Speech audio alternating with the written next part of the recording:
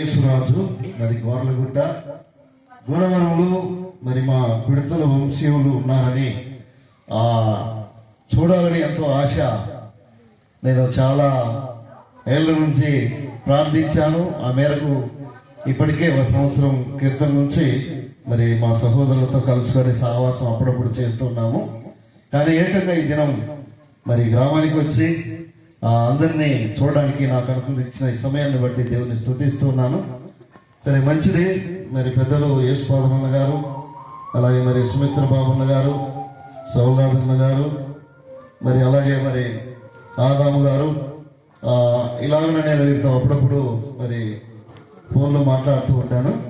మంచిది. ఈ రాత్రికాల సమయంలో కొద్ది నిమిషాలు మనకు అప్పగించిన సమయాన్ని దేవుని వాక్యం కొరకై మనం ఉపయోగించుదాము. మన వాక్య ధ్యానం కొరకు ఈ రాత్రికాల సమయంలో దైవ గ్రంథమైన పరిశుద్ధ బైబిల్ గ్రంథం నుండి రోమీలకు రాసిన పత్రిక అపోస్తుడైన పౌలు రోమీలకు రాసిన పత్రిక 10వ అధ్యాయము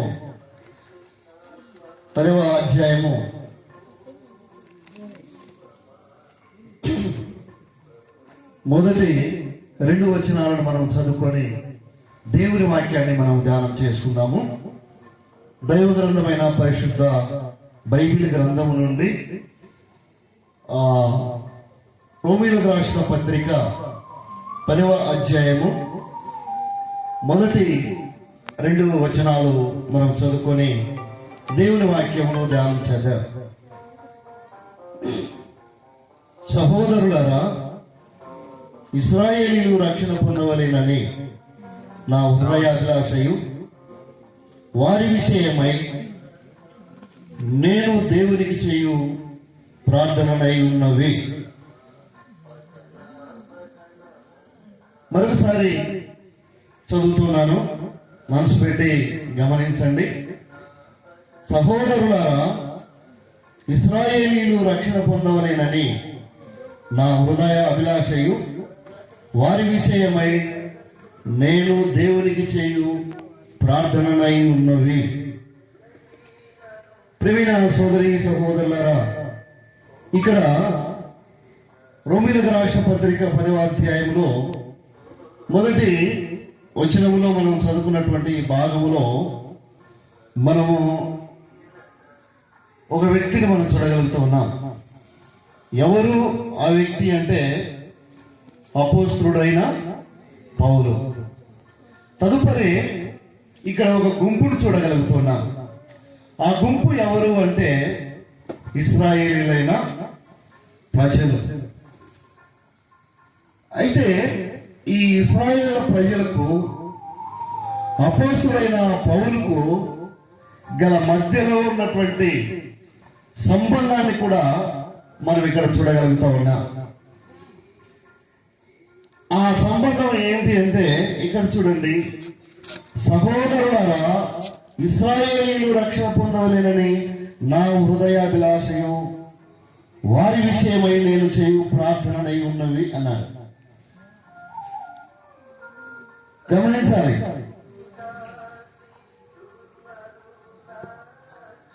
మనము ఇక్కడ పౌలు అనేటువంటి ఆ వ్యక్తిని మనం చూడగలుగుతూ ఉన్నప్పుడు, పౌలు అనగా అర్థం ఏంటి అంటే ఒకటి దీనుడు అని అర్థం. పౌలు అనగా దీనుడు అని అర్థం.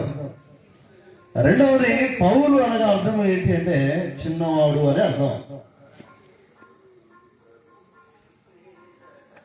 అయితే పౌలు అనబడినటువంటి వ్యక్తులు దైవ గ్రంథంలో ఎంతమంది ఉన్నారు? ఎంతమంది ఉన్నారు? ఎంతమంది ఉండొచ్చు? అయ్యా, పౌలు అనబడినటువంటి ఈ పేరు కలిగినటువంటి వ్యక్తులు 2 ఉన్నారు. ఎంతమంది ఉన్నారు? 2 ఉన్నారు. ఆ మాటలు మనము ఎక్కడ చూస్తాము అంటే అపోస్తలుల కార్యాల గ్రంథం అపోస్తుల కార్యాల గ్రంథం 13వ అధ్యాయము 7వ వచనంలో మనం చూస్తాం. అపోస్తుల కార్యాల గ్రంథం 13వ అధ్యాయము 7వ వచనం చూడండి. వచనం 7, అధ్యాయము 13. ఈ 13వ అధ్యాయంలో వచనం 7లో మనం చూసినప్పుడు చూడండి, ఇతడు వివేకము గలవాడైన పెర్గే పౌలు అను అధిపతి యొద్ద ఉండెను అని మనం చూడగలుగుతున్నాం. ఎవరు అయినా సెర్గే అనబడిన పౌలు. ఈ సెర్గే అనబడినటువంటి ఈ పౌలు అపోస్తుడైన పౌలు కాదు. ఆయన వేరు, ఈయన వేరు. ఈయన ఎవరు అంటే అపోస్తుడైన పౌలును బర్నబాను ఇద్దరిని పిలిపించి దేవుని వాక్యము వినగోరిన వ్యక్తి. ఈయన సెర్గే అనబడినటువంటి పౌలు. చూడండి, తర్వాత మరొక పౌరును మనం చూడగలుగుతూ ఉన్నాం. ఇదే 13వ అధ్యాయము వచనం 9. 9వ వచనం చూడండి. 9వ వచనం తీసిన వారు కొంచెం చదివి సహాయపడండి. 9వ వచనం, అందుకు పౌలు అనబడిన సౌలు పరిశుద్ధాత్మతో నిండిన వాడై అని మనం చూడగలుగుతున్నాం. ఇక్కడ మరొక పౌలు చూడగలుగుతున్నాం. ఎవరైనా సౌలు అనబడిన పౌలు. చూడండి, ఈ సౌలు అనబడినటువంటి ఈ పౌలు ఎవరు అంటే ఈయన దేవుని సువార్త నిమిత్తమై అపోస్తలుడుగా పిలువబడి సువార్త వాక్య ఉపదేశకుడిగా ఎన్నుకోబడినటువంటి వ్యక్తిగా మనం దేవుని వాక్యంలో చూడగలుగుతున్నాం. ఈయన చూడండి, రోమీయులకు రాసిన పత్రిక 1వ అధ్యాయము 1వ వచనం చూడండి. 1వ అధ్యాయం 1వ వచనంలో మనం చూస్తూ ఉన్నాం. యేసుక్రీస్తు దాసుడును అపోస్తలుడుగా నుండుటకు పిలువబడిన వాడును దేవుని సువార్త నిమిత్తము ప్రత్యేకింపబడిన వాడునైన పౌలు. దేవుని సువార్త నిమిత్తము పిలువబడి ప్రత్యేకించబడిన పౌలును మనం చూడగలుగుతా ఉన్నాం. ఈయన సువార్త నిమిత్తమై ప్రత్యేకించబడిన వాడు. దేవుని సువార్త నిమిత్తమై దేవుని సువార్తను ప్రకటించడం కొరకై దేవుని వాక్యాన్ని బోధించడానికి ఈయన ప్రత్యేకించబడిన వ్యక్తినిగా మనం చూడగలుగుతా ఉన్నాం. అది మాత్రమే కాకుండా చూడండి, అపోస్తలుల కార్యాల గ్రంథం 28వ అధ్యాయము వచ్చేసి 37 వచనాలు మనం చూడగలుగుతున్నాం. 30 వచనం చూడండి. వచనం 30, అధ్యాయం 28. పౌలు 2 సంవత్సరములు పూర్తిగా తన అద్దె ఇంట కాపురం ఉండి తన యుద్ధకు వచ్చు వారందరినీ సన్మానించి ఏ ఆటంకము లేక పూర్ణ ధైర్యంతో దేవుడి రాజ్యమును గూర్చి ప్రకటించుచు దేవుడి రాజ్యమును గూర్చి ప్రకటించుటకు పిలువబడినటువంటి వాడు, ఎన్నుక చేయబడిన వాడు, ఏర్పరచబడిన వాడు. ప్రియమైన సోదరి సహోదరులరా, అయితే ఈ పౌలు చూడండి, మనం కొరింథీయులకు రాసిన మొదటి పత్రిక 1వ అధ్యాయం 1వ వచనంలో కూడా ఆయన దేవుని సేవ కొరకై సువార్త నిమిత్తమై పిలువబడిన వ్యక్తిగా మనం దేవుని వాక్యంలో చూడగలుగుతా ఉన్నాం. మరి ఈనాడు మన గ్రామంలో కూడా చాలా మంది సువార్త కొరకై పిలువబడిన వారు ఉన్నారు, ఏర్పరచబడిన వారై ఉన్నారు, దేవుని సేవ చేసేటువంటి వారు ఉన్నారు. ప్రియమైన వాళ్ళారా, అలాగనే మనకంటే ముందుగా మరి అపోస్తుడైన పౌలు మరి దేవుని సేవ కొరకై పిలువబడినటువంటి వ్యక్తి. అయితే ఈ పిలువబడినటువంటి ఈ పౌలు సెర్గే అనబడినటువంటి పౌలు కాకుండా ఆయన సువార్తను వీరి ద్వారా వినాలని ఆశపడినటువంటి వ్యక్తి. కానీ అయితే ఇక్కడ ఈయన అపోస్తుడైనటువంటి పౌలు ఈయనే సౌలుగా ఉన్నటువంటి వ్యక్తి దేవుని సేవ కొరకు పిలువబడి ప్రియమైన వాళ్ళారా, ఆత్మల భారం కలిగి నశించి నరకానికి వెళ్ళేటువంటి ఆత్మల రక్షణ కొరకై ఆయన ఎంతో ప్రయాసపడినటువంటి ఒక దైవజనుడిగా మనం చూడగలుగుతున్నాం. అందుకే ఇక్కడ చూడండి, ఈ రోమీయుల రాష్ట్ర పత్రిక 10వ అధ్యాయం 1వ వాక్యంలో మనం చూడగలిగినాం. చదువుకున్నటువంటి భాగంలో చూడండి, సహోదరులారా ఇశ్రాయేలీయులు రక్షణ పొందవలేనని అని అన్నాడు. ఇశ్రాయేలీయులు రక్షణ పొందాలి. ఇశ్రాయేలీయుల రక్షణ కొరకై ఆయన పని అదే. అందుకే పిలువబడ్డాడు. ఇశ్రాయేలు రక్షణ కొరకై ఈ పౌలు పిలువబడి ఆ రక్షణ కొరకు ఆయన స్వార్థ ప్రకటించు, ప్రేమిన వాళ్ళరా ఆయన స్వార్థ యాత్రలో ఉండగా ఆయనకు ఒక ఆలోచన వచ్చింది. తన స్వకీయులైనటువంటి వారు, ఇశ్రాయేలు అయినటువంటి వారు, దేవుని ప్రజలు చూడండి, వీరు రక్షణ పొందాలి అని అనుకున్నాడు. వాస్తవానికి అమ్మా, ఇశ్రాయేలీయులు ఎవరు? వీరు దేవుని ప్రజలు కారా? ఇశ్రాయేలీయులు ఎవరు? వీరు దేవుని ప్రజలే. మరి దేవుని ప్రజలకు రక్షణ లేదా? దేవుని ప్రజలకు రక్షణ లేదా? ఇప్పుడు మనం ఒక పెళ్లికి పిలువబడినప్పుడు ఆ పెళ్లిలో మనకు సరైనటువంటి సౌకర్యాలు, మనకు వారు ఆహ్వానించినటువంటి వారు ప్రేమించాల్సిన విధానంలో మనల్ని ప్రేమించరా? ప్రేమిస్తారు. ఎందుకంటే ప్రేమిన వల్ల ఆ వివాహానికి మనం సంబంధించిన వారం గనుక. అలాగైతే మరి ఇశ్రాయేలీయులు దేవుని ప్రజలైనప్పుడు దేవుని ప్రజలకు రక్షణ లేదా? దేవుని ప్రజలకు రక్షణ లేదా? రక్షణ ఉంటుంది. కానీ ప్రియులరా, ఇక్కడ వీరిని చూసినప్పుడు, ఈ పౌలు చెప్పేటువంటి మాటలు మనం వినినప్పుడు, ఇశ్రాయేలీయులు రక్షణ పొందాలి అంటే దాని అర్థం ఏంటంటే వారు ఇంకా రక్షించబడలేదు, వారు రక్షణ పొందలేదు. అందుకే వారు రక్షణ పొందాలి అని అన్నాడు. వారి రక్షణ కొరకై పౌలు యొక్క అభిలాష చూడండి. ఇశ్రాయేలీయులు రక్షణ పొందవలేనని నా హృదయ అభిలాషయు అని అన్నాడు. పౌలు యొక్క హృదయ అభిలాష. అభిలాష అనగా ప్రియులారా మరి వాంఛ అని అర్థం. అభిలాష అనగా వాంఛ అని అర్థం. అభిలాష అనగా ప్రియులారా మరి ఆకాంక్ష.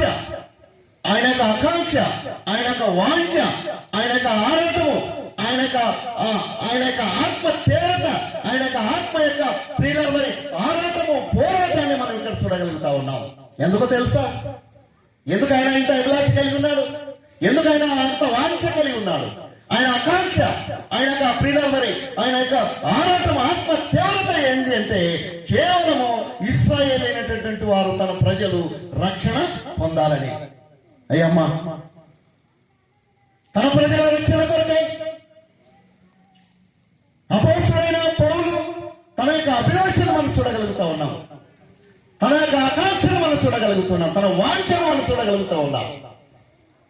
ఈ రాత్రికాల సమయంలో ప్రతి నిజమైన దేవుని సేవకునికి, నిజంగా దేవుని చేత పిలువబడి సేవ చేసే ప్రతి సేవకుడు కొడుక ఆత్మల రక్షణ కొరకై తను ఎంతో కష్టపడతాడు, తను ప్రయాసపడతాడు, తన కన్నీళ్లు కాస్తాడు, గంటల గంటలు తరబడి దేవుని సన్నిధిలో మోకాళ్ళ నుంచి ప్రార్థన చేస్తాడు. ఎందుకో తెలుసా? తన తోటివారు, తన కుటుంబీకులు, తన స్వకీయులు, తన వంశీయులు, తన వారసులు, తన ఇరుగు పొరుగు వారు, తన గ్రామంలో ఉన్నటువంటి వారు, తన మండల ప్రజలు, తన మరి వచ్చే జిల్లా ప్రజలు, తన రాష్ట్రం, తన దేశము మాత్రమే కాకుండా భూ ప్రపంచంలో ఉన్నటువంటి ప్రజల యొక్క రక్షణ కొరకై తన యొక్క అభిలాషను మనం చూడగలుగుతా ఉన్నాం. అయ్యమ్మ, పౌలు యొక్క అభిలాష ఏందో తెలుసా? ఇశ్రాయేలీయులు రక్షణ పొందాలని. దేవుని ప్రజలకు రక్షణ లేదా అంటే నిజంగా దేవుని ప్రజలకు రక్షణ లేదు. ఎందుకు తెలుసా?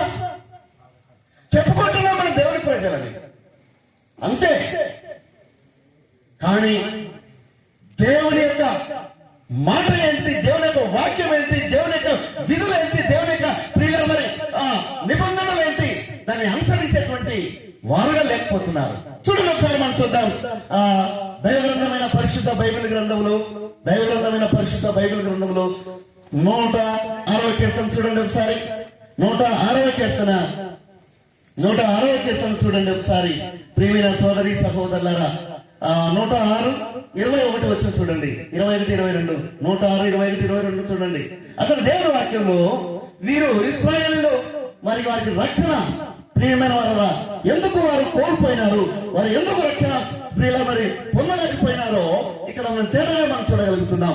ఆనాడు ఐగుప్తు దేశంలో ఉన్నటువంటి ప్రియుల వారి ఇశ్రాయేలీలు ఐగుప్తులకు బానిసలుగా ఉండగా దేవుడు వారిని ప్రేమించి వారిని కనికరించి వారి దయ చూపించి ప్రియమైన వారా మరి మోసే ద్వారా మరి ఎన్నో అద్భుతాలు చేసి వారిని వెలువలికి తీసుకొచ్చినప్పుడు, ఆ దాసత్వం నుంచి వారికి విడుదల కలిగించినప్పుడు, విముక్తి కలిగించినప్పుడు ప్రియమైన వారా వారు దేవునికి కృతజ్ఞత ఇవ్వగి దేవుని కొరకు జీవించవలసిన దానికి బదులుగా చూడండి ఇక్కడ చూడగలుగుతున్నాం వారు ఏం చేస్తున్నారో చూడండి. వారు ఎలాగ ఉన్నారో 106వ కీర్తన 21, 22 వచనాలు చూడండి.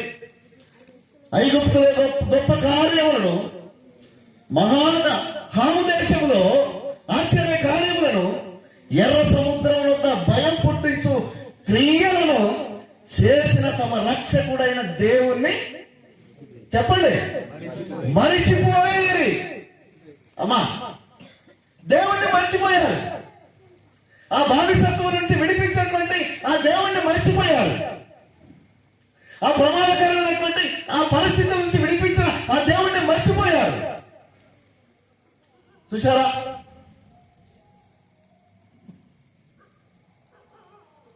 వారు ఆ ప్రమాదం నుంచి దేవుడు మోషే ద్వారా బయటికి వెలుపలికి తీసుకొని వచ్చినప్పుడు, ఆ ప్రమాదం నుంచి విడిపించినప్పుడు తర్వాత ఏం జరిగిందంటే ప్రియమైన వాళ్ళ తిరగ వారు శత్రువులు ఆ ఐగుప్తు రాజు తనతో పాటు తన సైన్య సమూహము వారిని వెంబడించినప్పుడు వారు ఎట్టి పోవడానికి వారికి ఏ విధమైనటువంటి ఆస్కారం లేని ఆ సమయంలో దేవుడు ఏం చేశాడు తెలుసా? ఇక్కడ మనం చదువుకున్నటువంటి భాగంలో మరొకసారి చూద్దాం. ఎర్ర సముద్రం వద్ద భయం పుట్టించు క్రియలను చేసిన తమ దేవుడైన రక్షకుడు. ఎర్ర సముద్రం వద్ద ఏం చేశాడు? ఎర్ర సముద్రం వద్ద ప్రియమైన వారా ఆశ్చర్య కార్యములు చేసినాడు, అద్భుతములు చేసినాడు. మనం చాలాసార్లు విన్నాం, చాలాసార్లు చదివినాం. ఏం చేసినాడు ఎర్ర సముద్రంలో? దేవుడు చెప్పండి. 2 పాయలుగా చేసినాడు. ఎర్ర సముద్రంలో 6 నెలలుగా చేశాడు. 6 నెలలుగా వారిని నడిపించినాడు.